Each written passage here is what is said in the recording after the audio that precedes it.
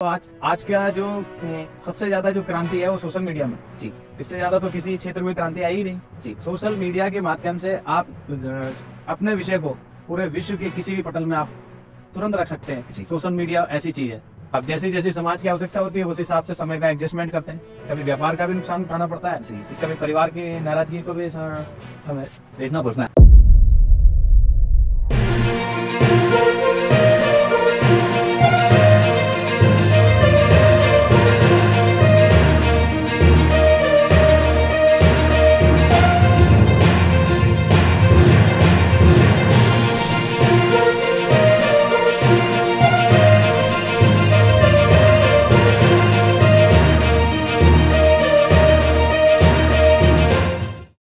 नमस्कार, मैं हूं कौशल। स्वागत है आपका राजनीति.com में। आज हम आपको मिलवाने जा रहे हैं श्री रामनिवास त्रिपाठी जी से, जो कि भाजपा सभासद प्रत्याशी हैं DLF अंकुर विहार वार्ड नंबर 33 से। तो आइए स्वागत करते हैं सर का। नमस्कार सर। नमस्कार। कैसे हैं सर आप? मैं ठीक। थोड़ा हमें अपने बारे में बताइए, कहाँ से आपका पॉलिटिकल करियर शुरू हुआ, कहाँ से आपको इसकी प्रेरणा मिली? पॉलिटिकल कैरियर ये संगठन में मैं राष्ट्रीय स्वयंसेवक संघ में स्वयंसेवक और समाज का काम मैं निरंतर करता रहा। और समाज का काम करते करते मुझे लगा कि मुझे राजनीति में जाना चाहिए। कहीं ना कहीं अगर आपको समाज में बड़ा काम करना है और उन विचारों को रखना है और उन विषयों को समाधान की तरफ ले जाना है तो आपको राजनीति में कदम रखना पड़ेगा। तो सर, आपके कार्य क्षेत्र में आने वाले अलग अलग चैलेंजेस जो हैं, किस तरीके से आपका प्लान किया है? अभी आप चुनाव में खड़े हुए हैं कि आपके कार्य क्षेत्र की जो भी चुनौतियां हैं, परेशानियां हैं, पहले आप किन चीज़ों को प्रायोरिटी पे लेंगे, किस तरीके से उनको हल करेंगे, उसके बारे में थोड़ा सा हमें बताएं। मैं समाज में को एक परिवार की बातें मानता हूँ और समाज में आने वाले चाहे प्रशासनिक व्यवस्था है, चाहे यहाँ की जन समस्याएँ हैं या अन्य जो भी समस्या है, जैसे कि यहाँ सबसे ज़्यादा जल निकासी की समस्या नहीं, इसकी वजह से लोग यहाँ पलायन कर रहे हैं क्योंकि जल का भराव इतना ज़्यादा है कि सड़क पर चलना मुश्किल हो जाता है और कुछ जल भराव की वजह से दिक्कतें ज़्यादा है, लोग यहाँ से पलायन कर रहे हैं। और बरसात तो सामान्य सब ऐसे आम सामान्य दिनों में भी यहाँ जल भराव की बहुत ज़्यादा गंभीर स्थिति जी। हाँ, मतलब कि जल निकासी प्रॉपर नहीं है, तो यहाँ की जो मुख्य समस्या है वो जल निकासी। जी। तो सर, आपने क्या उसमें मतलब प्लान किया है कि किस तरीके से अगर आप चुनाव जीतते हैं तो किस तरीके से आप उन समस्याओं का हल करेंगे? वही मैं इस DLF अंकुर वार्ड में यहाँ से मैं चुनाव लड़ रहा हूँ, तो जनता को साथ में लेकर जी और जनता को आधार बनाकर उन जन समस्याओं को मैं करूँगा। जी। और ये जो जल निकासी की जो समस्या है, जब मैं परिणाम आता है और उसमें मैं कार्य करता हूँ या जो भी रहेगा, तो मैं जनता को आधार लेके जन समूह को लेकर ठीक इसको बात रखूँगा और ये जल निकासी की समस्या मेरी सबसे महत्वपूर्ण कदम है, सबसे पहले इसी पे करूँ। ठीक सर, आपका बिजनेस, समाज सेवा और फैमिली, ये तीनों के अंदर पूरा लगभग सारा टाइम चला जाता है, तो इन तीनों को आप साथ में कैसे मैनेज करते हैं? मेरा ट्रांसपोर्ट का अपना व्यवसाय है जी, और राजस्थान गुजरात का मैं ट्रांसपोर्ट का मैं काम करता हूँ जी। और उसके बाद जो मुझे समय मिलता है तो मैं समाज में काम करता हूँ, परिवार से भी मैं भी इसमें समय देता हूँ। तो थोड़ा थोड़ा समय सभी चीज़ों के लिए निकालना है, किसी ना किसी को तो आगे आना है, किसी समाज का नेतृत्व करना है, तो अपने समय को ध्यान रखना है। अब जैसी जैसी समाज की आवश्यकता होती है उस हिसाब से समय का एडजस्टमेंट करते हैं। कभी व्यापार का भी नुकसान उठाना पड़ता है, कभी परिवार की नाराजगी को भी हमें देखना पड़ता है। ठीक। तो सर, राजनीति में जैसे आप अभी नए आप चुनाव लड़ रहे हैं, तो फैमिली का कितना सपोर्ट है आपको इसको लेकर? हमारी संगठित फैमिली है और हम 4 भाई हैं, सभी एक ही परिवार है, जॉइंट बिजनेस है हमारा।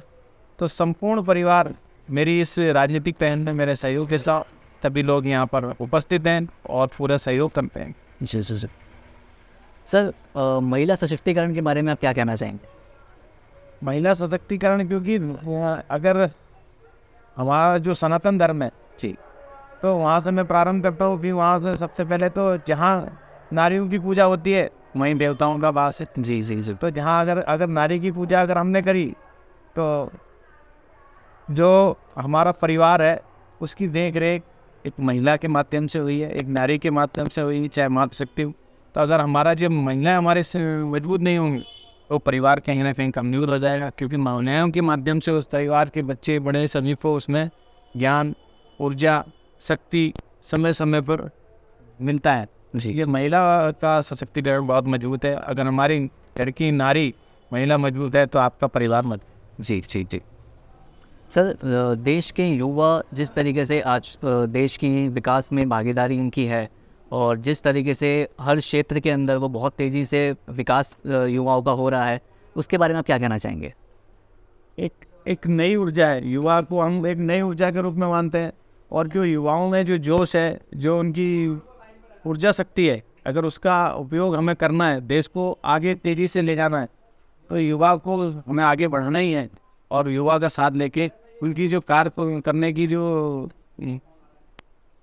प्रोसेस है वो बहुत फास्ट है।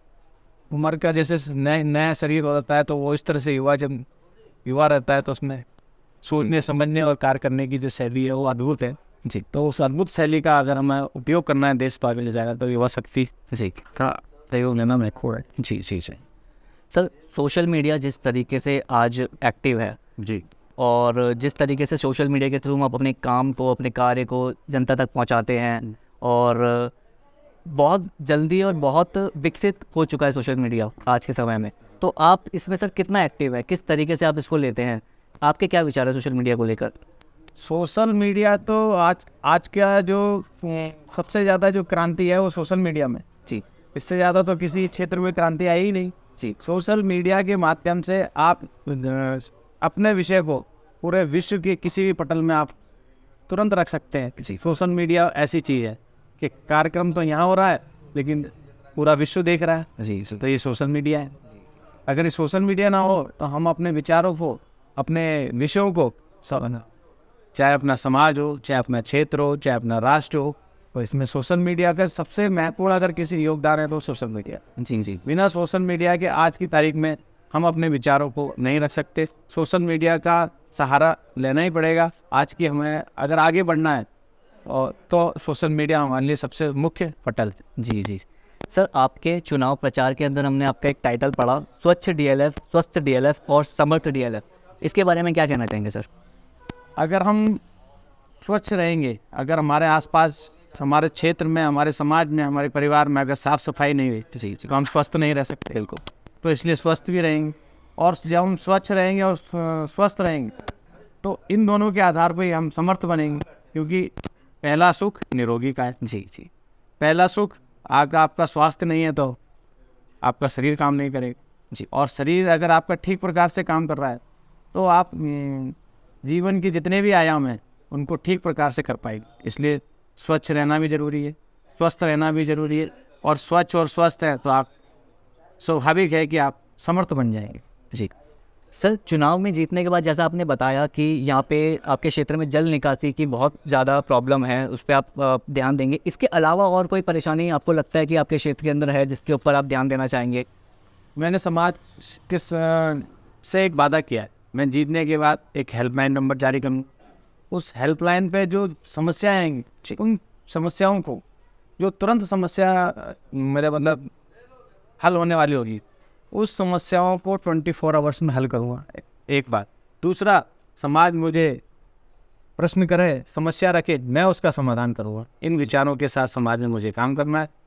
दूसरी बात, मैं आपको एक विषय बताना चाहता हूँ जी।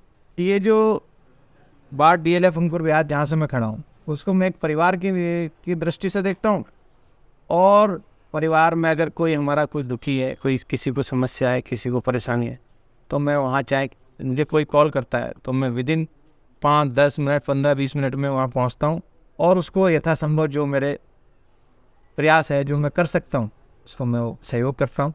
क्योंकि आज पता नहीं किस भाव से किसी ने मुझसे सहयोग मांगा है, और अगर उस भाव को मैंने ध्यान में नहीं रखा और उसका मैंने सहयोग नहीं करा तो ऐसे मेरे संस्कार। जी, इस संस्कारों के साथ मैं जीना चाहता हूँ, यही मेरा आधार है राजनीति का। जी, जी। आपके मैनिफेस्टो में मैंने पढ़ा सर, संत नगर में रसोई गैस पाइपलाइन का कार्य आपने वादा किया कि आप करवाएंगे, तो वहाँ पे मतलब अभी गैस पाइपलाइन की क्या मतलब किस तरीके का वहाँ पे कंडीशन है वहाँ पे अभी? वहाँ पर गैस पाइपलाइन नहीं बिछी है। बाकी क्षेत्रों में SLF DLF जो हमारा क्षेत्र है उनमें है। संत नगर में गैस पाइपलाइन नहीं है। वहाँ के लोगों ने, जब मैं उनसे जनसंपर्क करा तो उन्होंने कहा कि भाई साहब आप अगर चुनाव जीतते हैं तो आप ये काम करवा देना। मैंने कि मैं निश्चित रूप से कराऊंगा, क्योंकि यहाँ जब SLF DLF में भी जब गैस पाइपलाइन का विचार आया था तो जो IGL की जो कंपनी थी उन्होंने कहा हमें पहले 1000-1500 या 500-700 ऐसे कनेक्शन दे दो और उसमें आप फॉर्म भरो। अगर आप ऐसा काम कर लेते तो हम निश्चित रूप से आपकी इस SLF DLF में IGL की पाइपलाइन गैस की व्यवस्था कर। तो उसमें भी हमने एक बड़ा आंदोलन के तौर पे लोगों की मीटिंग करी, लोगों को समझाया, क्योंकि जब नया क्षेत्र होता है तो उस पर थोड़ा सा अनभिज्ञता रहती है, लोग डरते हैं, पता नहीं क्या होगा, गैस पाइपलाइन है, कुछ डेंजर है, कोई खतरा है। जी। तो वो सभी उनके विषयों को समाधान करते हुए, ये जो उत्सुकता और उनके भाव को समाप्त करते हुए, उस पर भी हमने एक बड़ा कार्यक्रम करा और इसका आज परिणाम है कि SLF DLF में हम IGL और गैस पाइपलाइन की व्यवस्था का आनंद ले रहे हैं। जी। सर, अंत में राजनीति.com के बारे में आप क्या कहना चाहेंगे? हमारे फाउंडर्स के बारे में क्या कहना चाहेंगे? आपके जो फाउंडर मेंबर हैं मनोज अग्रवाल जी और मोहित कवात्रा जी, मैं इनका धन्यवाद देता हूं। और इस तरह के विचारों को समाज में रखने के लिए और विश्व पटल पे इन विचारों को और राजनीति.com को सभी को धन्यवाद देता हूं, क्योंकि अगर आप जैसे लोग इस प्रकार के प्रचार को, इस राजनीति के विचारों को अगर समाज में नहीं रखेंगे तो राजनीति बड़ी दूषित और गंदी बता रहे हैं, जबकि इसके भाव और इनके विचार अच्छे हैं। तो इन विचारों, इन भाव को आप राजनीति.com के माध्यम से जो आप रखते हैं, उस पर आपका हृदय से धन्यवाद। ये अच्छा काम है, सुंदर काम है और आप करिए, आपको भी शुभकामनाएं। शुक्रिया सर। तो आज हमारे साथ थे श्री राम निवास त्रिपाठी जी, जो कि सभासद भाजपा प्रत्याशी हैं DLF अंकुर विहार वार्ड नंबर 33 से। आज के एपिसोड में इतना ही। आपसे मिलेंगे फिर दूसरे एपिसोड में एक नए मेहमान के साथ। तब तक के लिए हमें दीजिए इजाज़त। नमस्कार।